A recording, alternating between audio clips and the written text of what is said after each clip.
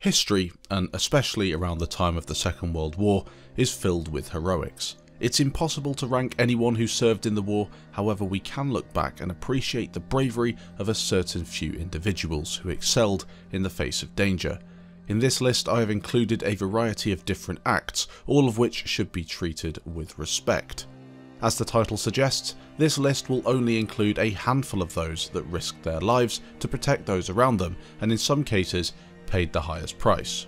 Making a video including all of the heroes from the Second World War would be absolutely impossible, so if there's anyone who you think I should take a look at, or you want to leave your favourite hero of World War II, no matter what side they fought on, please leave it down below and I'll be sure to check it out.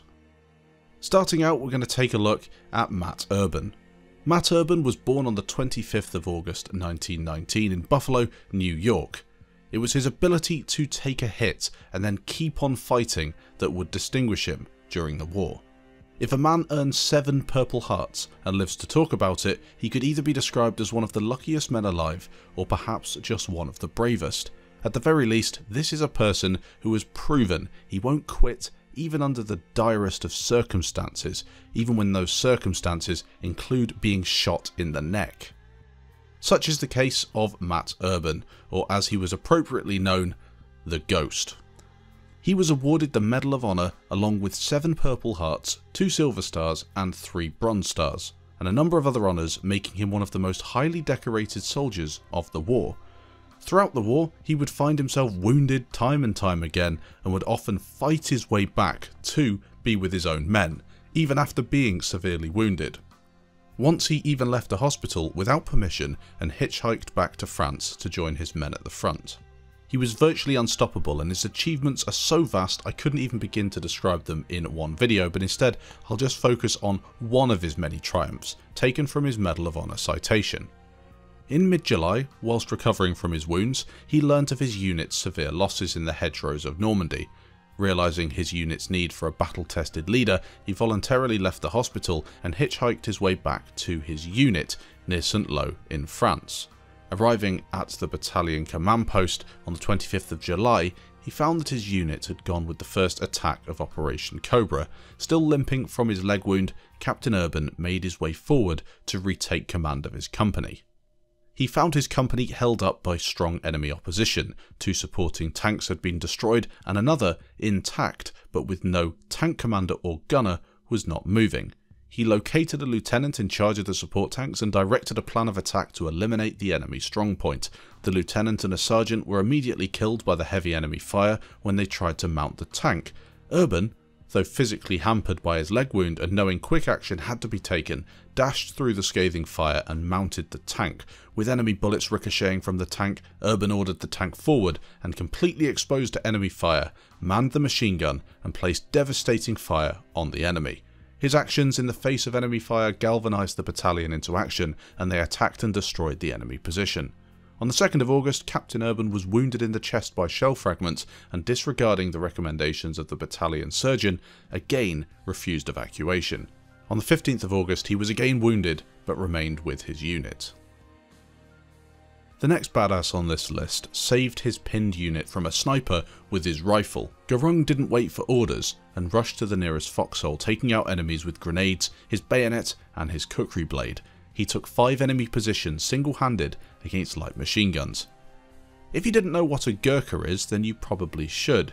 Gurkhas are soldiers native to the Indian subcontinent of Nepalese nationality, recruited for the British Army. They've been part of the British Army for around 200 years, and they are considered as fearsome fighters, willing to go beyond what is expected of them. Their traditional weapon is the 18-inch long curved knife known as the kukri, and their motto is better to die than be a coward.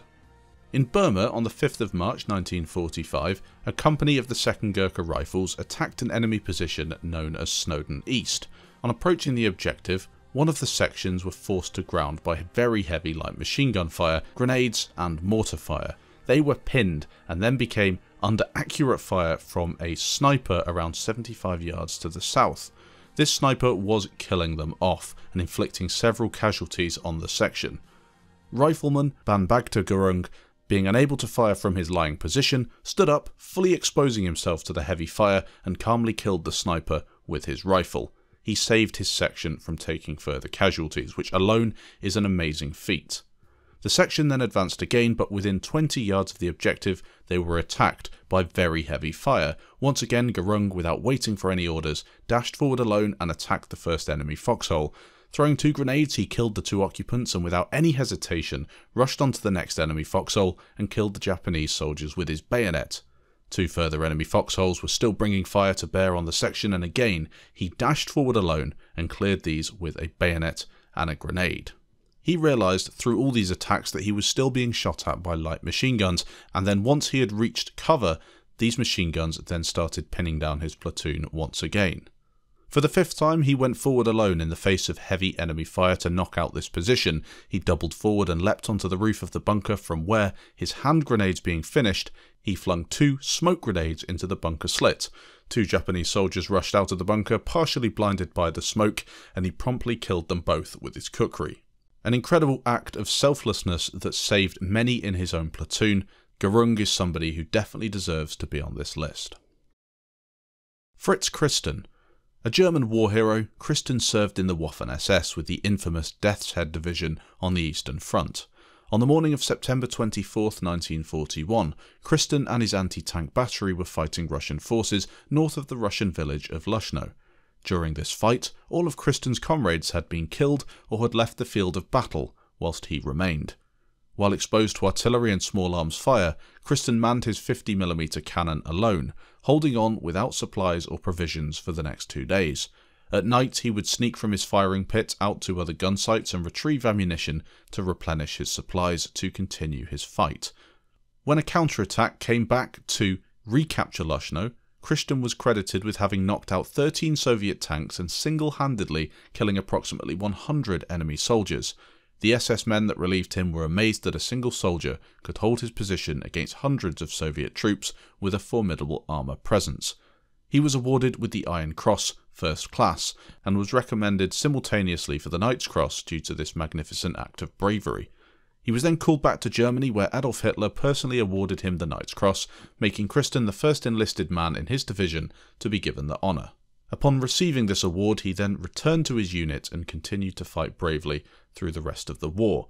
In May 1945, he was captured after surrendering to American forces, handed over to the Russian Red Army, and then remained in a Soviet gulag until 1955, where he did eventually return home.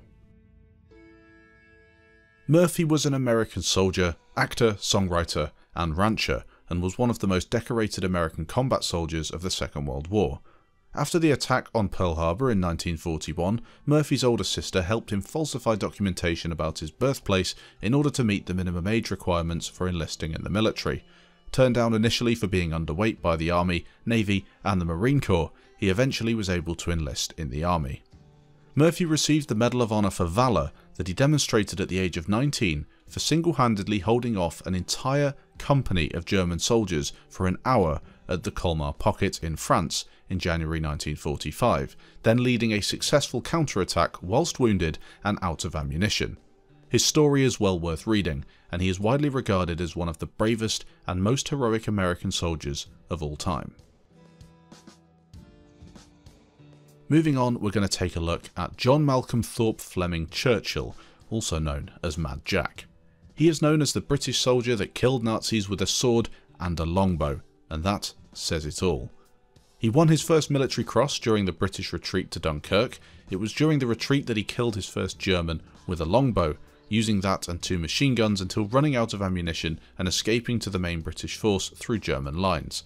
After seeing decorated action raiding Nazi-held Norway, Churchill took over a commando unit and joined in the storming of Salerno Bay in Italy, wearing silver buttons, carrying bagpipes, and armed with a bow and arrow and a hilted Scottish sword called a claymore. Churchill, his 1996 obituary would read, believed an assault leader should have a reputation which would at once demoralise the enemy and convince his own men that nothing was impossible. Any officer who goes into action without his sword is improperly dressed. Now, he does sound completely crazy, but surprisingly, these guerrilla tactics were very successful. The sort of longbow he used wasn't incredibly heavy, and it was also very effective against the soft targets he was firing at. It was silent and would prove to be very effective during the time he used it.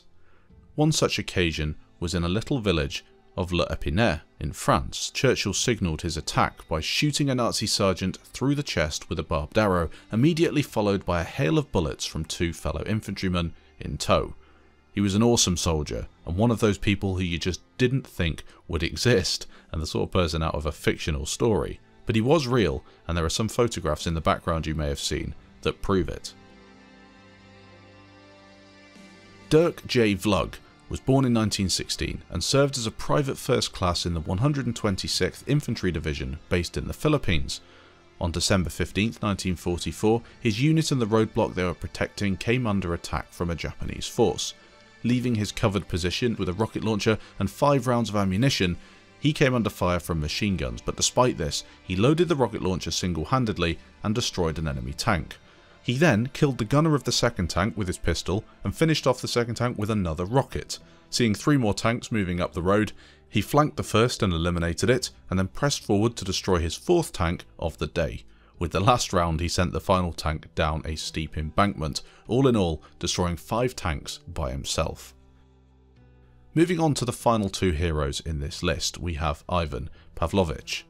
He served as a cook for the 91st Tank Regiment of the Red Army, and one day in August 1941 he noticed a German tank which had stalled in reach of the field kitchen. Now bear in mind that Ivan was a cook. Grabbing a rifle and an axe, Ivan waited for the crew to start to exit the tank, presumably in an attempt to get it moving. The crew, seeing an angry axe-wielding Soviet running for them, quickly got back into the tank. When the tank began to fire its machine gun, Pavlovich climbed onto the tank and bent the machine gun barrel with his axe. He then threw a piece of tarpaulin over the observation hole and loudly ordered his imaginary comrades to pass him an imaginary grenade, banging on the tank's armour until the 4-man crew surrendered to what they presumably thought was an entire Red Army. Finally, Fazal Din. Fazal was born on July 1st, 1921. While deployed in Burma in 1945 near Maktila, Din's section got caught by machine gun fire during an attack on a Japanese position. After attacking the position with grenades, Fazal led his men against a bunker from which 6 Japanese soldiers led by 2 officers with swords emerged. One of Din's men was able to kill 1 officer before being sliced by another. Seeing this, Fazal charged the officer, who impaled him in the chest. Despite being wounded, Fazal grabbed the Japanese officer's sword as he pulled it out, killed the officer and another Japanese soldier with the same sword. He staggered back to his camp, made his report, and then collapsed, dying of his wounds. Maybe not something as large or as grand as the previous statements that I've given with each of these heroes, but certainly something that saved many of his own men, and of course, he did pay the highest price. Thanks for watching this video. Hopefully you've learnt something, and maybe you can leave a comment down below that will teach me something as well. Apologies if I pronounced anything incorrectly. Thanks for watching, and I'll catch you in the next video.